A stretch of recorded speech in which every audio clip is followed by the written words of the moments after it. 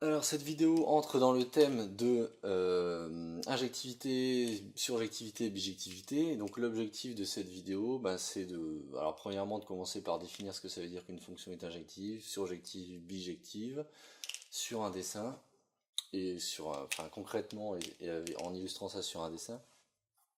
Et après d'en donner un exemple et de voir en quoi l'ensemble de départ, l'ensemble d'arrivée influe justement sur ces notions d'injectivité, surjectivité, bijectivité, quoi. Donc, ces trois notions en fait sont relatives aux notions de fonction. Et donc là, on va se focaliser sur des fonctions d'une variable réelle, donc qui partent d'un intervalle i de r et qui arrivent dans un autre intervalle j de r. Par exemple, voici la fonction qui a x associe x carré, donc qui fait une parabole, qui a une tangente horizontale en 0.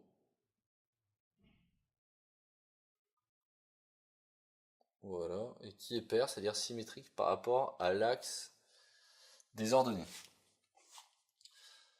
Alors cette fonction, on pourrait très bien la définir de R plus dans R. On pourrait choisir de prendre l'ensemble de départ R plus, même si elle est définie ailleurs, quoi. On pourrait choisir de la faire partir de R et de la faire arriver dans R plus, et la faire partir de R plus et arriver dans R plus, sachant que au moins l'ensemble d'arrivée doit au moins contenir les images de la parabole, c'est-à-dire R plus.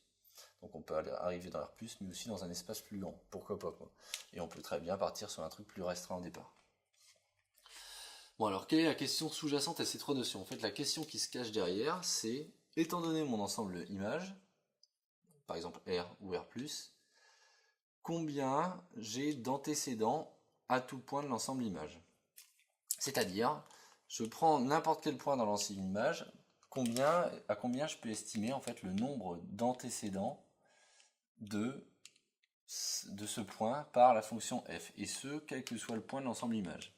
Donc par exemple, imaginons qu'on, pour le cas rouge, on part, enfin l'ensemble d'arrivée soit R+, c'est-à-dire ce qui est tracé en rouge ici, combien on peut trouver d'antécédents à tout point, de l'ensemble image, donc tout point de l'ensemble image, c'est-à-dire tout point de R+, allant de 0 à plus l'infini. Donc en voici plusieurs. Comment est-ce qu'on peut estimer ça? Et donc, il y a des notions qui décrivent ces estimations. Alors, donc, une fonction va être injective si tout point de l'ensemble image, admet au plus un antécédent.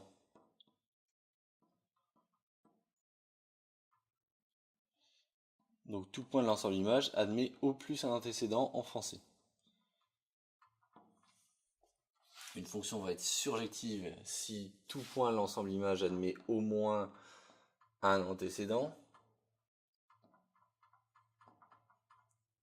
Et une fonction va être dite bijective si elle satisfait les deux.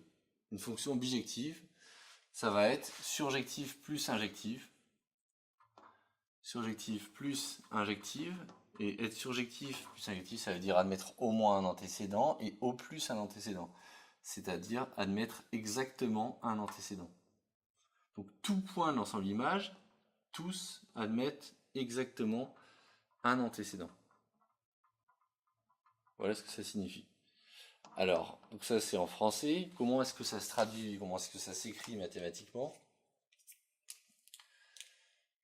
Alors, pour l'injectivité, le fait d'admettre au plus un antécédent, ça signifie que si on prend deux éléments qui sont deux éléments de l'intervalle de départ I2, si on a f de x égale f de y, si on a au plus un antécédent, ça signifie que nécessairement on est censé avoir x égale y. Parce que sinon, si x était différent de y, ça voudrait dire qu'on aurait deux points qui ont la même image. C'est-à-dire que f de x aurait deux antécédents, x et y. Et là, il y en a au plus 1, donc si on a égalité, on a nécessairement égalité des antécédents. Le fait d'admettre au moins un antécédent, ça signifie que si on prend n'importe quel élément dans l'ensemble J, donc pour tout y appartenant à J, il va au moins y avoir un x, il va exister un x, il existe un x appartenant à I, tel que y soit égal à f de x.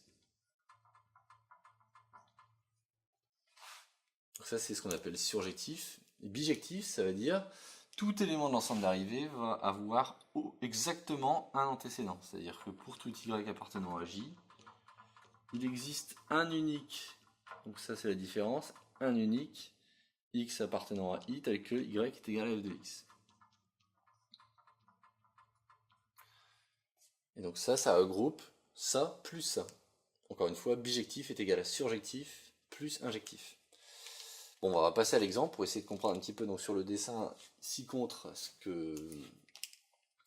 en quoi cette fonction elle est. Enfin, ces trois façons de définir la fonction sont soit injective, surjective, bijective.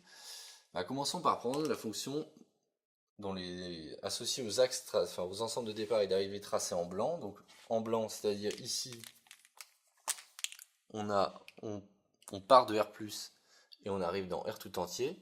Et on va se demander en fait combien a d'antécédents tout élément de R. Donc bah, regardons. On va prendre n'importe quel élément de R. Donc prenons par exemple un réel positif, donc que je vais noter ici Y. Quels sont ses antécédents? Attention à l'intérieur de R+, c'est-à-dire que je dois occulter toute cette partie-là, qui est dans R-. Donc je bouge toute cette partie-là et je regarde uniquement dans R+. Donc dans R+, Y a cet antécédent-là et c'est tout. Il y en a exactement un seul. Je continue, je descends et en fait ça va être le cas pour n'importe quel point de R+. Dans R+, à chaque fois on va avoir un unique antécédent.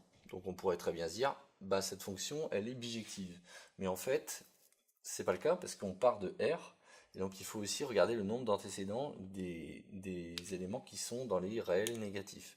Et donc si on regarde combien a d'antécédents les éléments qui sont dans les réels négatifs, bah, il y en a exactement 0. Donc si on résume, on a soit 0 antécédent pour les éléments de R- de l'ensemble d'arrivée de la partie R-, soit un antécédent. Donc on en a 0 ou 1, c'est-à-dire on en a au plus 1. Donc cette fonction-là définie en blanc, avec ces ensembles-là, la fonction est injective. Donc f de R plus dans R est injective. Bon, bah, considérons maintenant la définition avec l'ensemble de départ rouge, c'est-à-dire R tout entier et R+.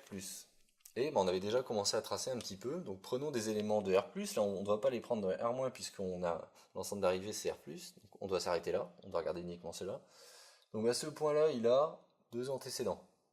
Ce point-là, il en a deux aussi, deux antécédents.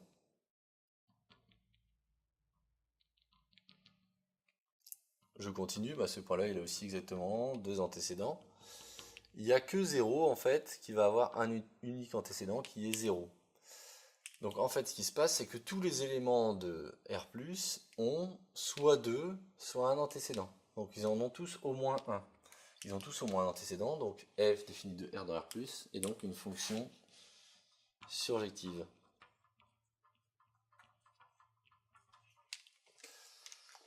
Enfin, regardons f qui part de R+, et qui arrive dans R+. Donc R+ en vert et R+ en vert ici. Donc on regarde combien ont d'antécédents dans R+, à nouveau, les éléments qui sont ici dans R+. Ce point-là, par exemple, il y en a un unique dans R+. Ce point-là n'est pas un antécédent puisqu'il appartient à R- et que l'ensemble des départs est R+. De même, ce point-là a un unique antécédent. Ce point-là a un unique antécédent. Le point 0 a un unique antécédent et on ne prend pas les points négatifs puisqu'ils ne sont pas l'ensemble d'arrivée. Donc ce qu'on remarque, c'est que à chaque fois, on a exactement un seul antécédent. Donc en fait, la fonction ici va être dite bijective. Donc il y a quelque chose de vraiment fondamental à retenir derrière ça, c'est que dire la fonction qui est x à x carré est injective, bijective ou surjective n'a aucun sens dans la mesure où on ne précise pas les intervalles. Le choix de l'intervalle est crucial puisque suivant le choix de l'intervalle, on n'a pas du tout le même type de fonction. Elle est soit injective, soit surjective, soit bijective. Donc du coup, si on dit qu'une fonction est injective, surjective, bijective, il faut toujours préciser l'intervalle de départ et l'intervalle d'arrivée, sinon ça ne veut rien dire du tout, quoi. Voilà, donc voilà qui clôture finalement l'introduction à ce que c'est que l'injectivité, la subjectivité et la bijectivité pour une fonction d'une variable réelle.